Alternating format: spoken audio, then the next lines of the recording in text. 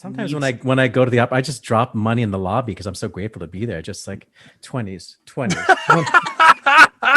do it like this, Oliver. You do it like this. Okay.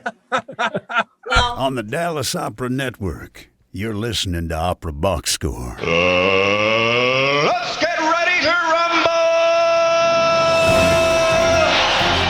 Wherever you are, however you're listening, it's Opera Box Score. I'm your host, George Cederquist, joined on America's talk radio show about opera by Oliver Camacho, Matt Cummings, Weston Williams, and Ashlee Hardgrave.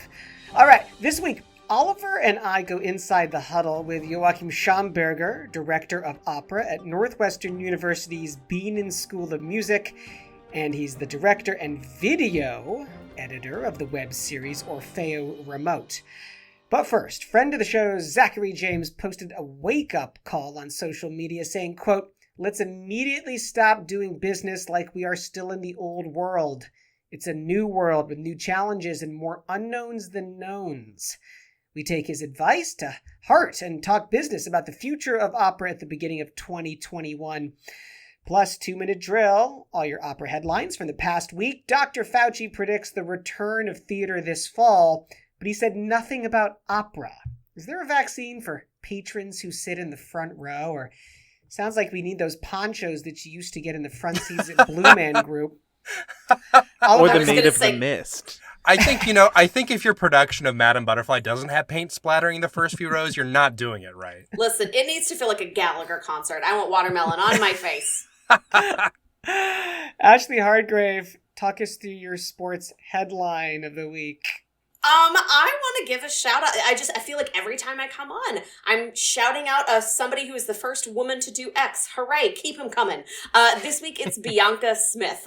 Bianca's going to become the first Black woman to coach in the Major League Baseball system. She's going to leave Wisconsin's Carroll University, where she's been, I believe, a hitting coach, to coach for the Boston Red Sox minor league teams, and she's going to work with the Sox during spring training. So good job, Bianca Smith. So exciting. Matt Cummings, Distillers, whoops. I would prefer to remain on the good news of Ashlee's sports update rather than what amounted to an epic choke. Weston Williams, the Alabama Crimson on top of Ohio State in the national championship, 21-14 as of this recording. Oliver Camacho, what's your sports take for the week? Well, we're recording on Monday, January 11th, and as we were preparing to record, breaking news, Bill Belichick, the Patriots coach, said he will not accept President Trump's Medal of Freedom after last week's storming of the Capitol. Good on you, sir. Hey, Chicago Bears, here's a pro tip. In order to go to the Super Bowl, you need to win a playoff game. Ashlee, back to you. I would be remiss if I didn't check in with my team. It's not every week that we get an attempted coup and insurrection and domestic terrorism. So, how y'all doing? Weston Williams. You're just going to voice that on me, George? Put him on the spot, George. Well, you didn't have a sports thing, man, so I wanted to make true. sure you got the first bite at this poisoned apple. I mean, it's been a rough week, I think, for anyone living in the U.S. If you're any of our listeners from outside the U.S., think about all of your American friends, keep them, give them good vibes. It's been quite a week for a number of reasons, and hopefully this is the worst of it, but obviously with the inauguration coming up, there's always potential for more instability. And, we like to think that opera is, an important part of the cultural and political landscape, because it is, but at the same time, we know that there are things happening sometimes outside the world of opera that are more important. So I would say to all our listeners, particularly in state capitals coming up over the next week, make sure you're staying safe, just keeping a wary eye, and not being afraid to call out bad actors when you see them. Matt Cummings hanging in there? Yeah, I'm doing okay. I mean, I'm pretty furious just that it was allowed to get to this point, and I definitely want to echo everything Weston said, and I'll add to it that if your media diet only includes voices who said something like that could never happen, you should search for many of the good writers and academics and historians who have been saying for years that this very well could happen. Oliver, how you feeling?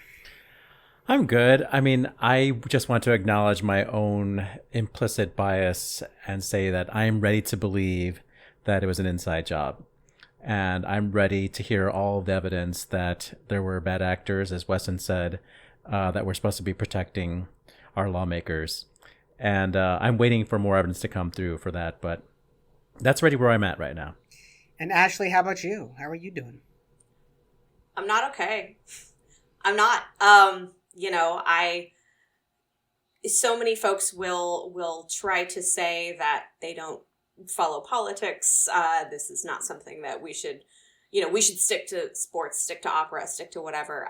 We're Americans, and thus we are affected by this. I feel this a little more deeply, I would imagine, than some of the other average bears, because these are the things about which I am passionate. And what we saw last week was nothing short of domestic terrorism that was brought on by stochastic terrorism by the occupant of the White House. And anybody who didn't think this was going to happen has not been paying attention. I could have told you this a long time ago. I'm frankly surprised it took this long. I am scared expletiveless that this is the beginning and not the end of something. For our international listeners, check in on your American friends. We're dealing with this. It's you'll have to excuse us because we haven't had an insurrection or an attempted coup in our lifetimes, and some of us are still pretty shaken up about it. We may have had friends or loved ones that were lawmakers or journalists in the Capitol or in some of the state capitals that may be affected in the coming weeks. So I also am furious, but I'm a little broken still over the whole thing. Somebody say something funny. Well, I mean, the guy who was wearing the furry hat and the big horns, obviously a despicable human being, but kind of wondering what he would be like in a Wagner opera. All right, let's talk some opera. Chalk Talk on Opera Box Score. So, Corona. It's fun, right? The light news topic this week. What a start. The curtain opens. We're just, we're now elbow deep in this pandemic, but there are these news of things like vaccines that feel like lights at the end of this impossibly long tunnel. And there's all of this talk of a return to normalcy. We know, however, that we're probably going to be some of the last to return. I mean, our art form literally relies on expelling force from a respiratory system. So what is the next year going to look like? The next 5? Are we ever going to be normal again? There was a really interesting statement that came out from friend of the show, Zachary James, this week that kind of put a little wake-up call on himself and then eventually onto all of us. Oliver, do you want to kick off part of that statement for us? Sure. So here's what Zachary said. As we enter the second year of an ongoing global pandemic, which has shut down many industries and venues, taken the lives of almost 2 million worldwide, and is raging on worse today than it ever has, let's immediately stop doing business like we are still in the old world. It's a new world with new challenges and more unknowns than knowns. No one knows when we are returning to the stage or when it will be safe in the USA to have live audiences again. Looking at you, opera industry, love you, but get it together. And artists make a survival plan. Broadway tours aren't returning till earliest 2022. Word out of New York is not to expect 100% normalcy until 2025. Film and TV sets were just shut down again in LA, and COVID outbreaks on TV sets in New York are wild. I'm a union member of Actors Equity Association, Screen Actors Guild, American Federation of Television and Radio Artists, and American Guild of Musical Artists. I have 6 theater, film, TV commercial agents in New York City, an LA manager, and a publicist in Philly, all of whom are very tapped into real info from experts and talking facts, not fantasies. The messaging across entertainment genres is not consistent, yet it's the same science and math that is at play. I'm going to go with the messaging from the unions and industries that actually consider us employees and provide us with health care and don't make us sign contracts that spell out that if we die on stage, we're a set piece to fall on us. It's not anyone's fault because we are not employees, but independent contractors.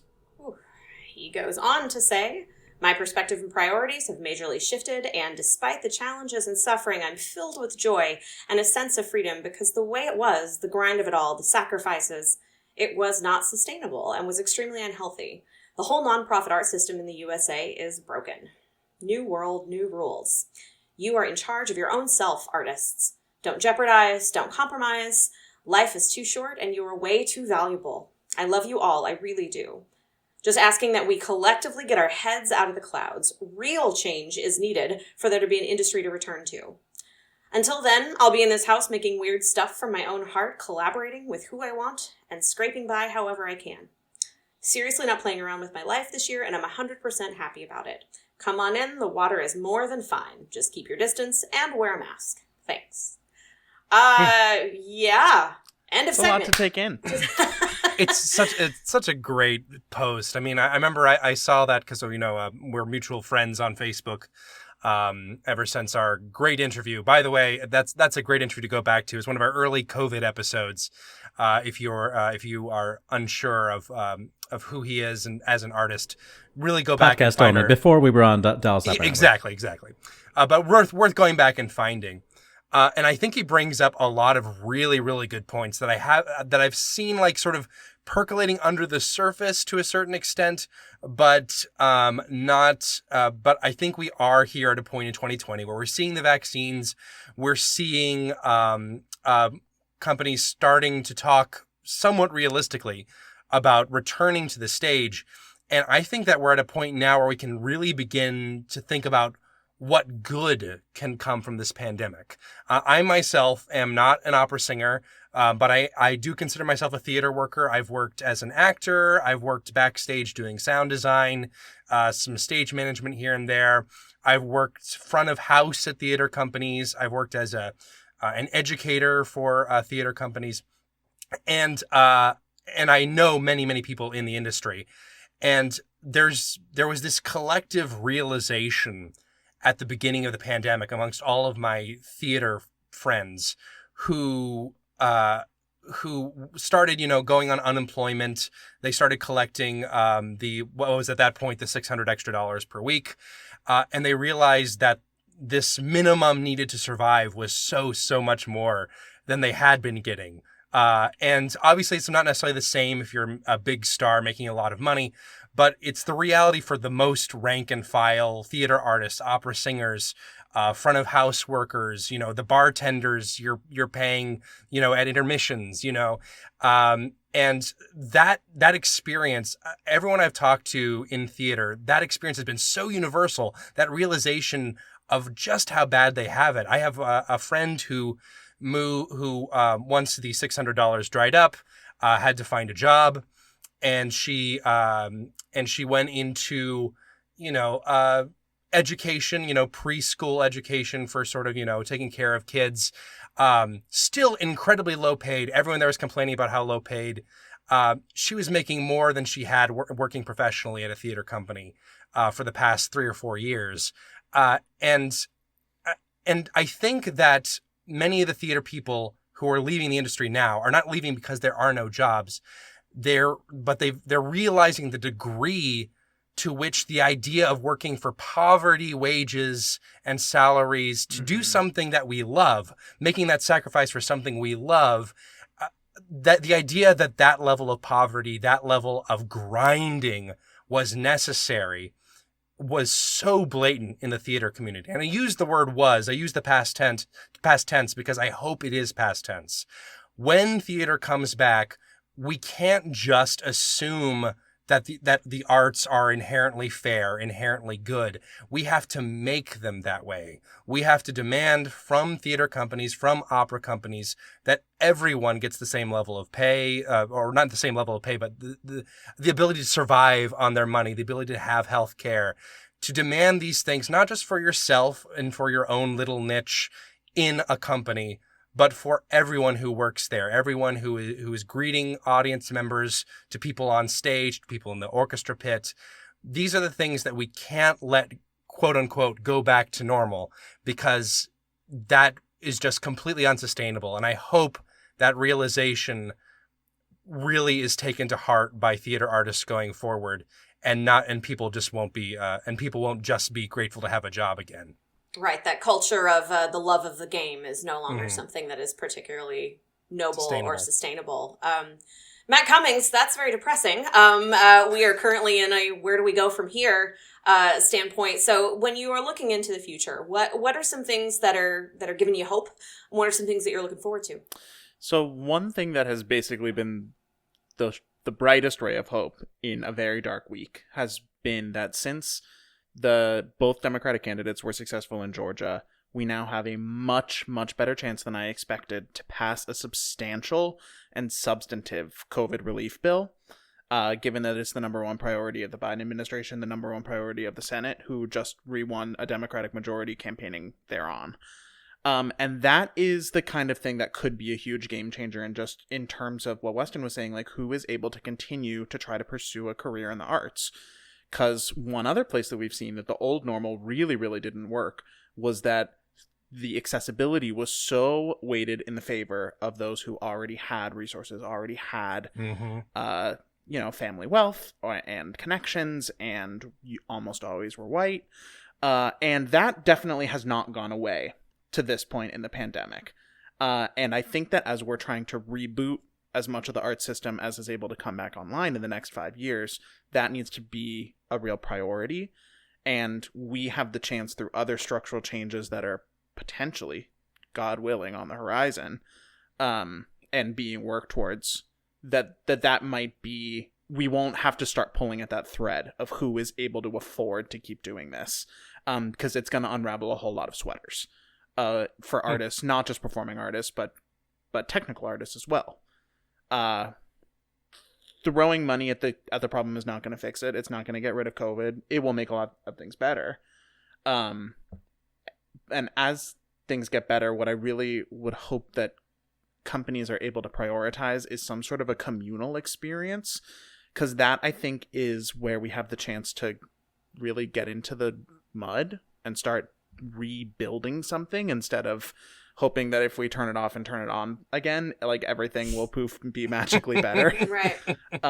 And that can be things like ventilation systems for companies, so that they're able to like shorten that long tunnel and start bringing small crowds back when things are looking up, without having to wait for everything to be totally fixed. Right. I think we should be planning now about how to do outdoor venues when in the spring and summer, and for future years. I think that we need to work on how to use other venues like museums, and big open spaces that give us the chance to really dive into educational work and to build audiences, build art, opera lovers, not just through like paying attention to them now, but by continuing to pay attention to them again and again, so that's the difference between lip service and investment. Mm-hmm. Yeah. George Cederquist, coach.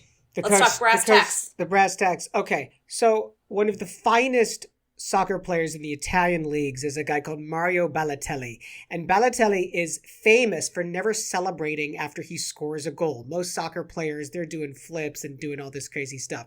He never celebrates. And when asked why, he says, hey, look, does the postman celebrate when he delivers a letter? No, that's his job. My job is to score goals. That's why I don't celebrate. Here's the thing. Being in the arts, this is a job, all right? And there never was a normal. The normal pre-pandemic was exhaustion, was separation from families, if you have them, from people that you love. The normal was being paid in highlight reels and rolls, okay? And exposure. Now here's the thing. The pandemic, we're going to get the Sharpie out. The pandemic is our chance to change this system for the better, but you got to show up.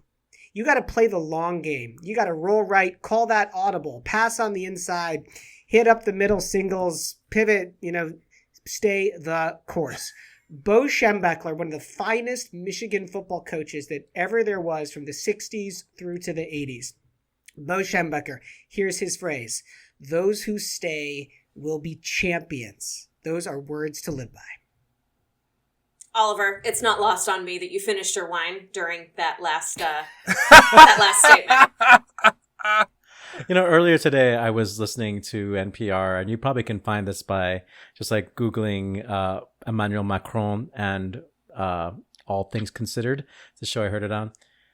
In France, they have, if you can prove that you earned so much money as an artist every year, if you worked this many hours, you have Social Security as an artist, and they try to pay you right now. They're writing laws right now to make sure that artists will make it through the pandemic.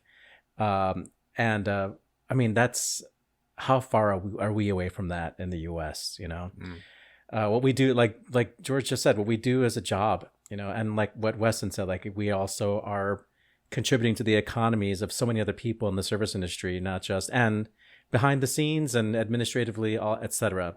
It's all work and it's all valid. So, and the hotels that people pay for to come see shows, and the restaurants that people go after, like the arts are a huge economic driver, and that is. Sometimes when I go to the opera, I just drop money in the lobby because I'm so grateful to be there. Just like 20s.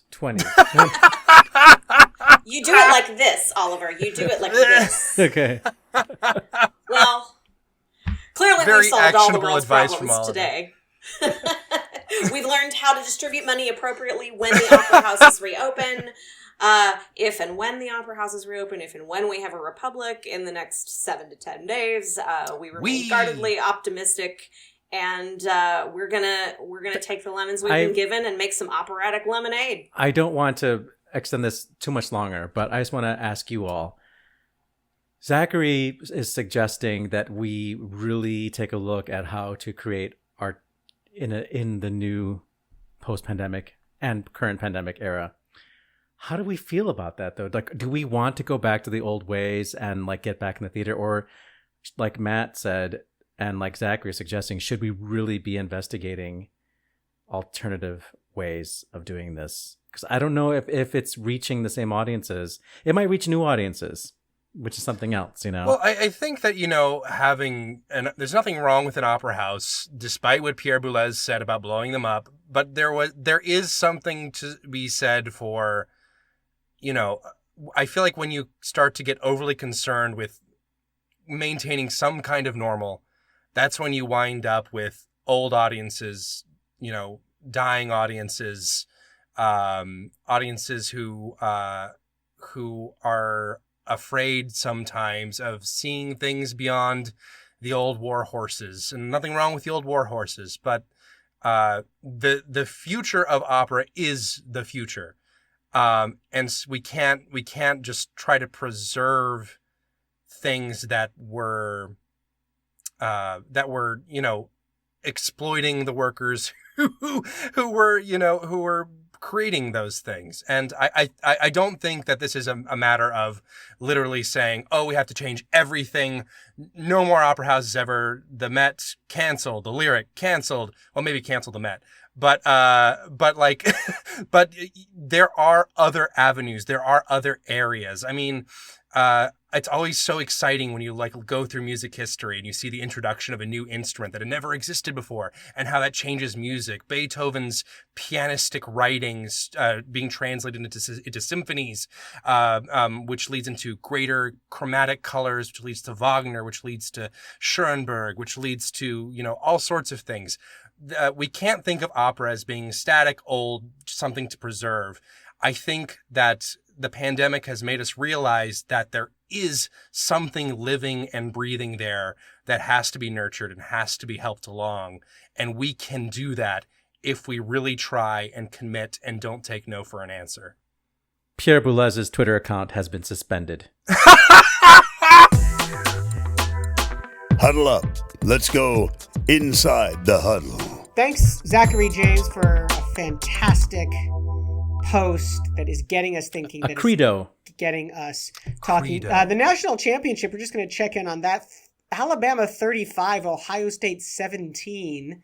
Ooh. That makes this Michigan fan very happy, and probably Weston as well, being the Roll Tide. Can you tell how personally happy he is about this development? I'm how also deeply invested. I'm super happy because the NHL season is back. It starts Wednesday. Got the here we go. Got the Wings merch on.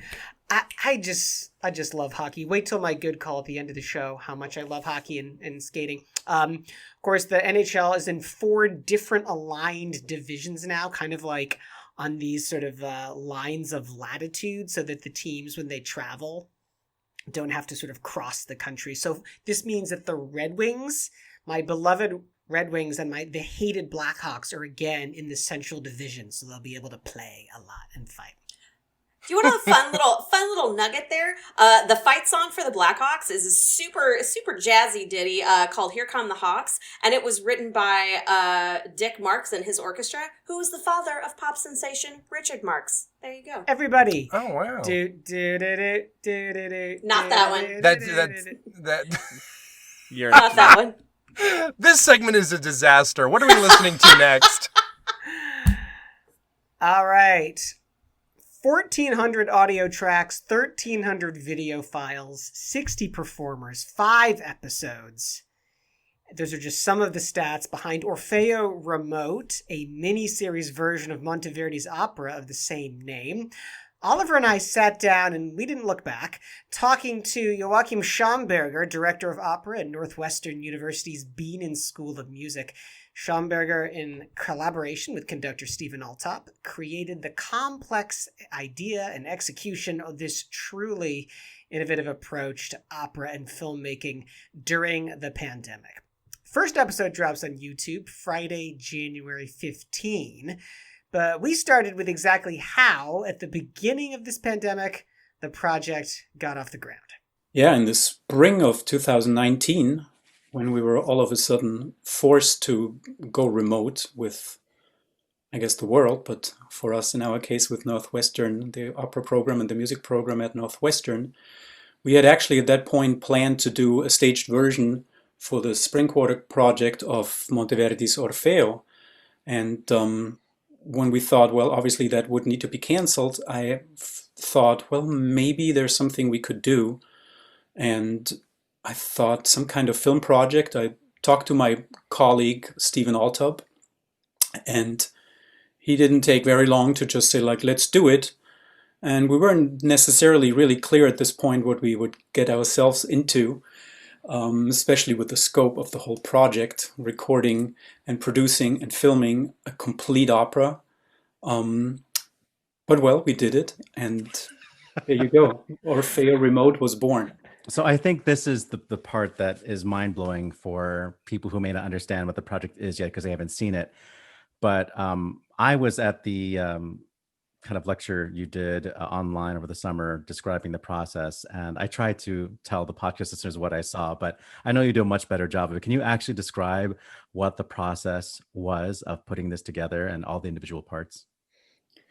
Yeah, so out of the idea of making a film, we thought, well, maybe let's put this into some kind of mini-series rather than one longer film, because let's be honest, to watch a 2-hour Baroque opera experimental film, that seems a little overwhelming.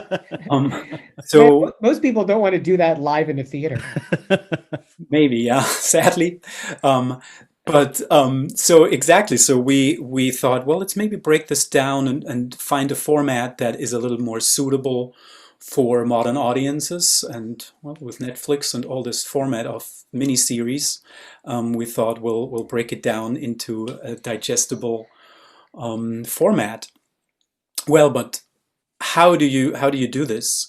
We had a few challenges. One was really the fact that we didn't have any preparation time because the shutdown happened so quickly. And it's not that we planned a movie project down the road and then at some point we're ready to do it and did it.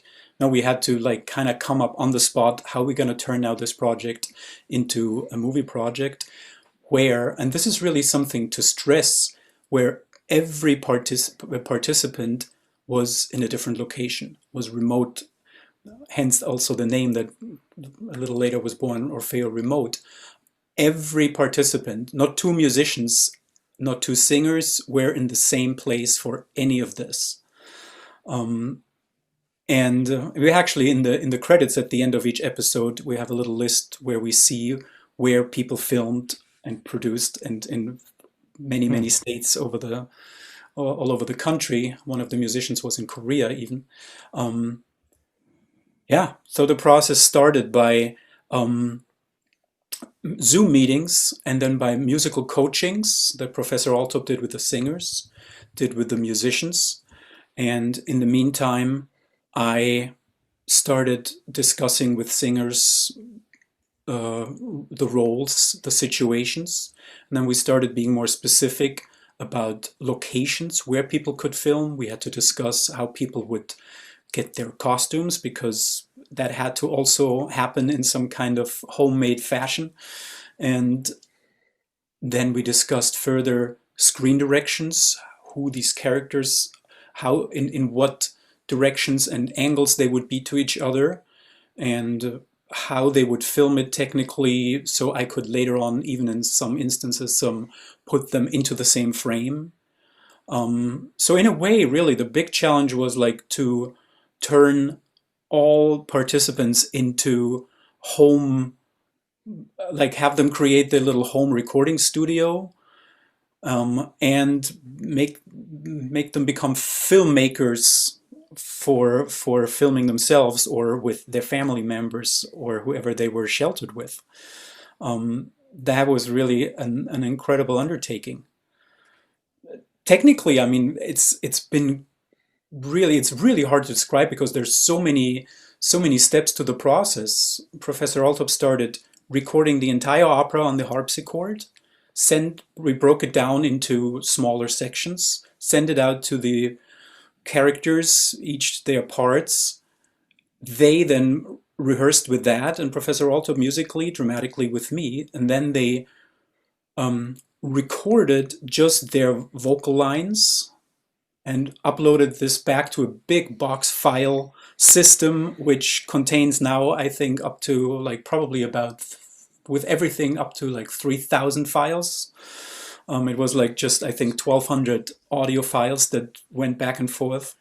So they recorded their solo voice, I think that's what we call it, vocal solo lines, something like this. Professor Altop then re-recorded an accompaniment under that. The idea was also like that they wouldn't just sing to his pre-recorded first line, because that would kind of force the singers within the structure of his first recording and don't give them any freedom for cadences, for endings, so they kind of used this first one to record over it and take their liberty, especially towards end of phrases, put this recording back, and Professor Altop recorded a new accompaniment of harpsichord below that. That file was called the lip sync file. That was sent back to all the singers, and that's what they used to lip sync along as they filmed on their cell phones. In the meantime, while they did that and we worked on the film part, Professor Altop recorded all the other instruments and added them then eventually to this lip sync file, or replaced in some instances the harpsichord with theorbo. But we knew at this point that all the lip sync, because the vocal line would be the one of the final project.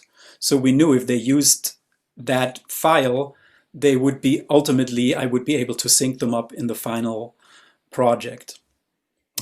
And My God. I mean, just to be very, very explicit, each person made a video of themselves with their phones or with whatever they had available to them.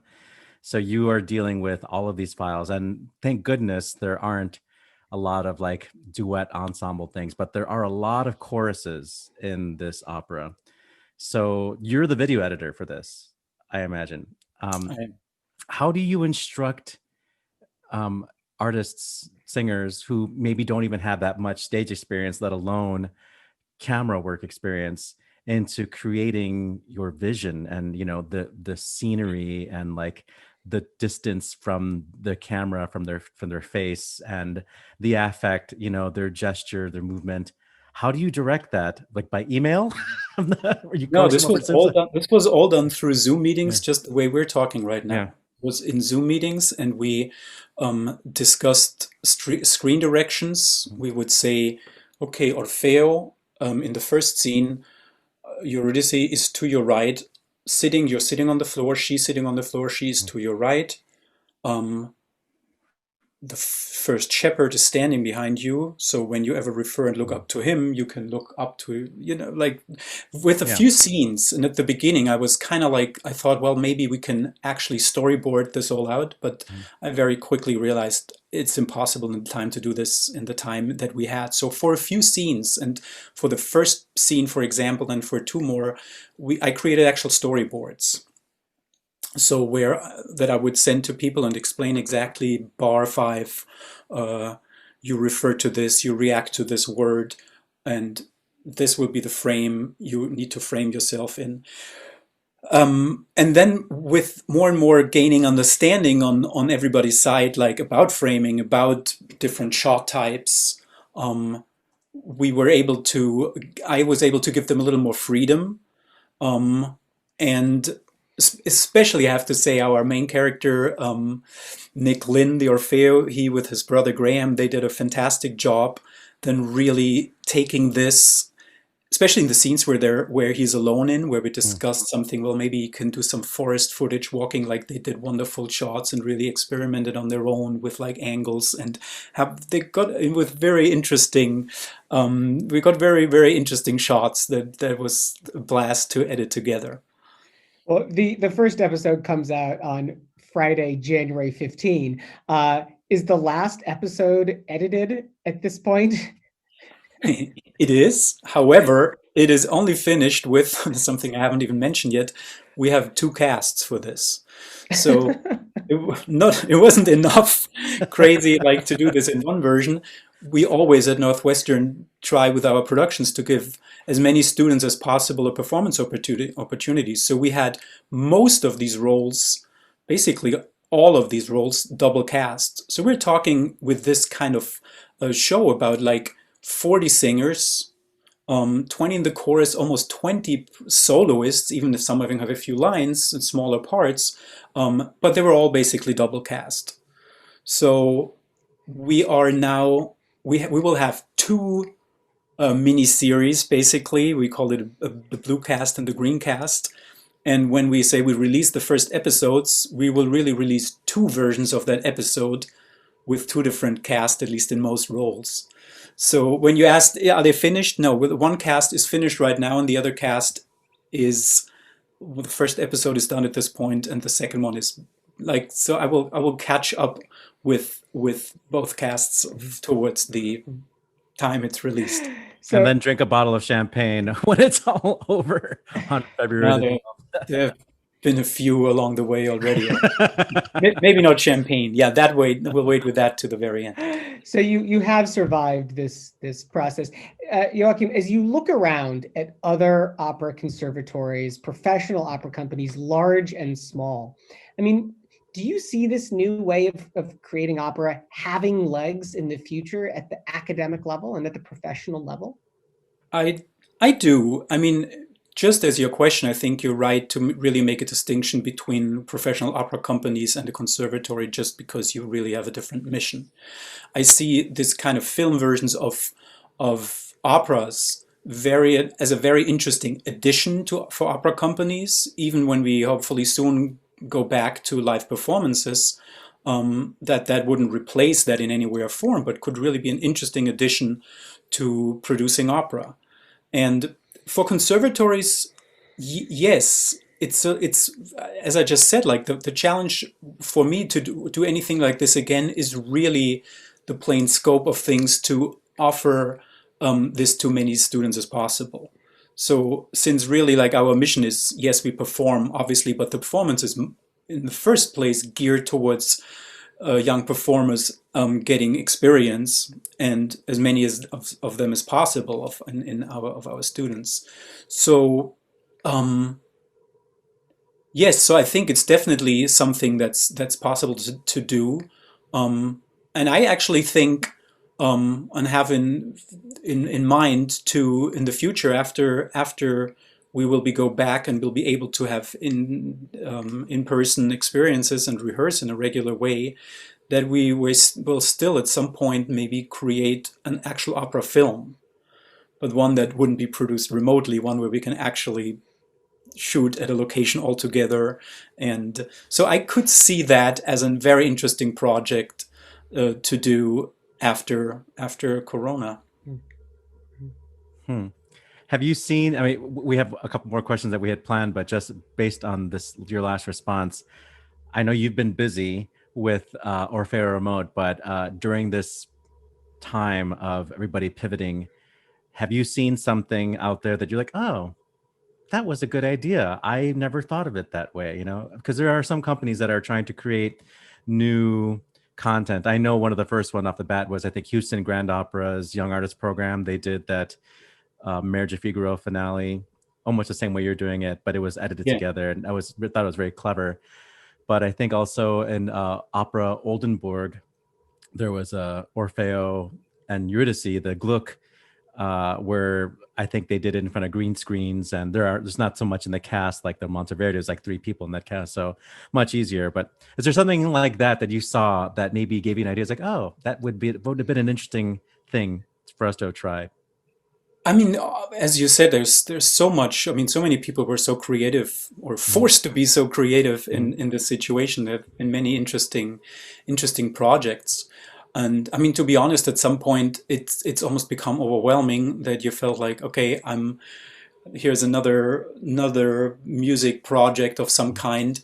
And what I was so excited about our project was really, I wanted to go beyond the idea of a split screen and showing all performers perform. That is wonderful, but it's in a way a video version of a concert in some kind. So you see all the performers, and it's beautiful, but it's not necessarily dramatically so interesting. So really taking it to a level, and our big goal was like to create a movie that you can enjoy just as a movie, and where you really forget that it's produced remotely, and where you don't think about it, and where maybe after a few minutes where you feel like, oh yeah, they were all remote, you really don't think about it at all anymore, and really enjoy it for the story that it is. And yeah, so there is many beautiful projects. I wouldn't even know like now how to single any particular out, as really people were wonderfully creative, and it's beautiful. I think you answered a question that we were about to ask you, is like, what makes something successful? And I think you said it. You said if you feel like the story has been told, that's the measure of success. In a way, that's for me always the measure of success. Also, when I go to the theater, like, am I able to forget that it's theater? That like, can I draw people in enough that I don't care that how it's done? Mm-hmm. Ideally, the form shouldn't draw attention to itself. Well, in our case, actually, it's interesting that we actually have a story created around the actual story, which does draw a little attention to how it's done, or actually tells in an indirect way the story of ourselves producing it. Because we have this character of La Musica, which is in the original Monteverdi, the embodiment of music, who at the very beginning greets the audience. So this character in our version is a young unemployed musician. We see her go, actually Northwestern student in our story, we see her go to school. Unemployed student. Yeah, one that can't, like as all artists, is in the same horrible position as we all still are, and isn't able to perform and isn't able to do anything. So we see her go to this school, and the school is closed, and she goes home with her mask on and reads on her computer that everything is closed. Met season is closed. Chicago Lyric is closed. The whole world is closed.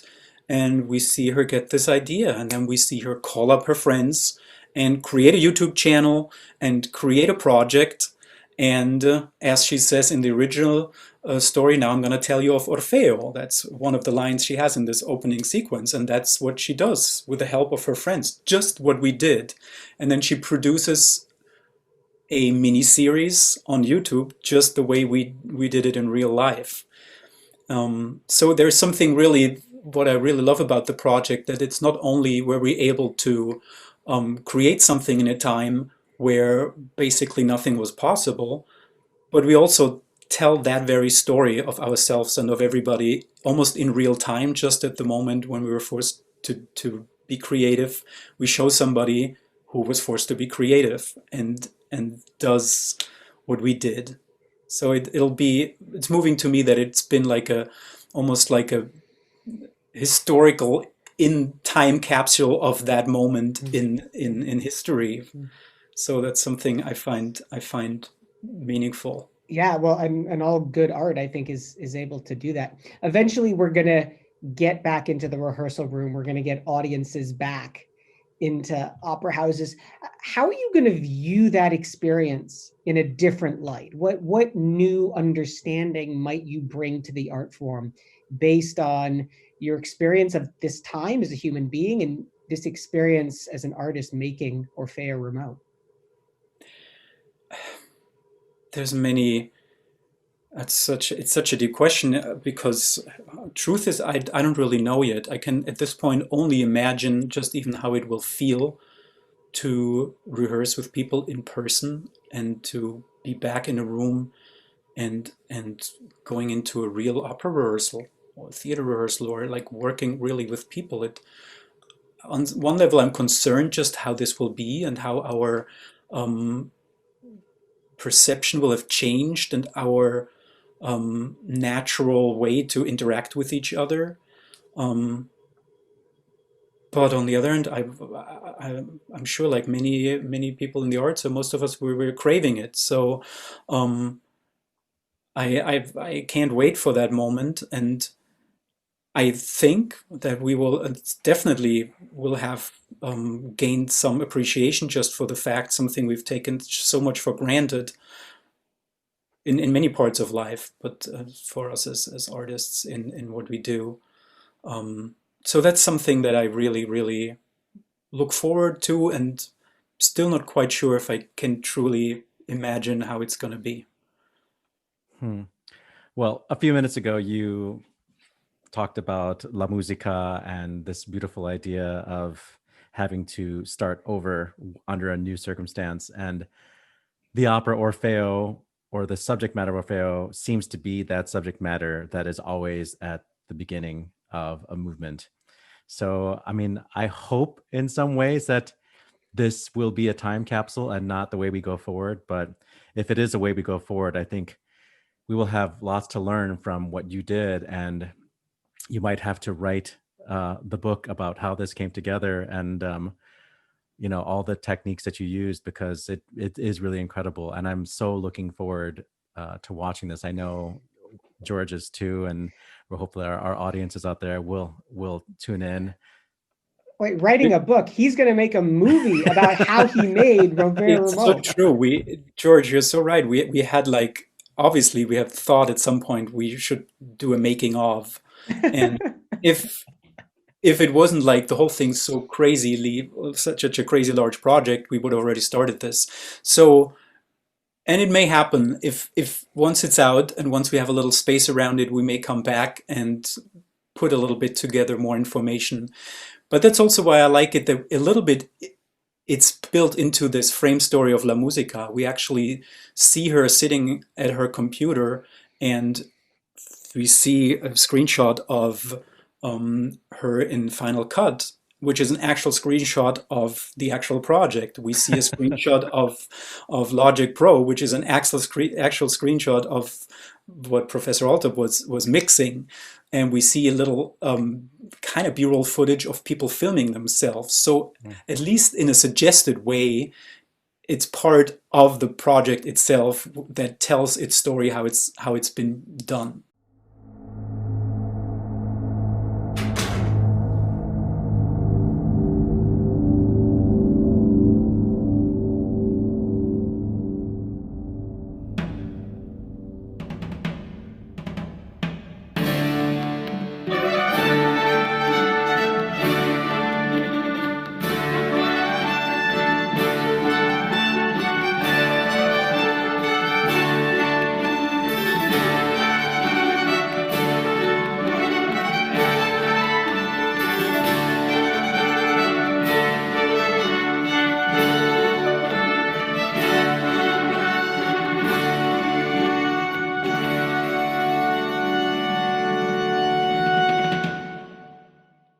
Well, the first episode comes out this Friday, if you're listening, on January 13th. That's January 15th. And the first episode is called The Hippie Wedding. And we will give you all the instructions. Joachim, we want to have you on again to talk about your other projects. I mean, we saw Dog Days and we loved it so much. And we know that you're doing stuff outside of Northwestern. But we definitely wanted to make sure we gave this topic focus. So will you come back when we invite you back when things are more normal in your life? Oh, yes, I would love to come back. And thank you very much for having me. And it's been fun. Here's a viewer alert for our Dallas Opera Network listeners. Because of the conversation inspired by Zachary James, we'll be moving our 2-minute drill segment to the podcast version of our show. That comes out Thursday at 9 p.m. Central. Good call. Bad call on Opera Box Score. All right, time to wrap the show up. Good call, bad call. What do you got, Weston? Wait, you're actually letting me say one? Oh, at long last. Oh, beautiful. Yeah, don't blow it, man. Before you take it back, the 9th annual Prototype Festival opened this past week on January 8th and will continue releasing cutting-edge music through the 16th. And those will be available variously across the next month or so. The annual festival, featuring avant-garde works of opera and theater, includes 2 further world premieres and 3 additional U.S. premieres of multimedia works. Founding director Beth Morrison remains hopeful that the works that were previously scheduled for 2021 will be able to go for in 2022. But for now, I mean, Prototype Festival is really doing some of that cutting-edge opera that you don't get anywhere else, and I'm so excited to be tuning in all through the rest of this week. Matt Cummings. Okay, so I don't know if you saw this announcement today, but Amazon is doing an Aaron Sorkin biopic about Lucy and Ricky. No. Starring Javier Bardem and apparently the American accent of Nicole Kidman, who is indelibly linked to opera ever since her portrayal of Satine, aka Violetta, in Moon. Somebody needs to call. Was Deborah Messing busy? Why did they do that? I don't know. Like, I can't think of a worse pairing of celebrity and person to play them than Lucille Ball and Nicole Kidman. It's like There Will Be Blood, the half-hour comedy special. Like, that's what it's going to be. Okay, so that was Matt's bad call. Ashlee, what's your good call? Yes, Matthew Anchel, who is Bear Princess on Instagram and, quote, your TikTok gay best friend. First of all, he's so much fun. He's so great to, like, hang out with and watch on the Instagrams and the social medias. But he's also a really, really talented singer, a very good bass, and runs in a lot of the operatic circles that I have, like, a couple of degrees of Kevin Bacon to. So I am on a quest to become Matthew Anchel's friend in real life. Oliver Camacho. I know I'm like the least skilled person on this entire panel, but somehow I got a legacy slot at WFMT at 4:30 on Saturdays. For the past like 40 plus years, there's always been a host announcing vocal music, programming vocal music, and talking about it. And they've given that privilege to me. So if you know how to go to WFMT.com, or if you live in Chicago, you turn on your radio. 4:30s on Saturdays, you'll hear me talking about singing. I'll be stealing all of your content. That's it for this week's edition of America's Talk radio show about opera. Our announcer's Norm Woodel at normwoodel.com, NORMWOODEL.com.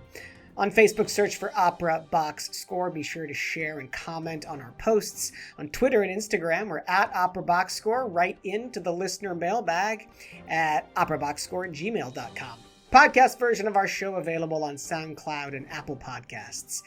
The views and opinions expressed on Opera Box Score are solely those of the show's creative team. Any rebroadcast, reproduction, or other use of the accounts of this show without the express written consent of Opera Box Score would be totally cool. Our creative consultant is Oliver Camacho. Our audio and video editor is Weston Williams. For our guest, Joachim Schamberger, your co-hosts Matt Cummings and Ashlee Hardgrave, I'm George Cederquist, asking you to continue the conversation about opera while you pass the remote. We're back with an all-new show next week. Special guest Will Liverman. Plus, you get more opera headlines, more hot takes, and more embarrassing productions of Das Rheingold in the Rotunda. Join us.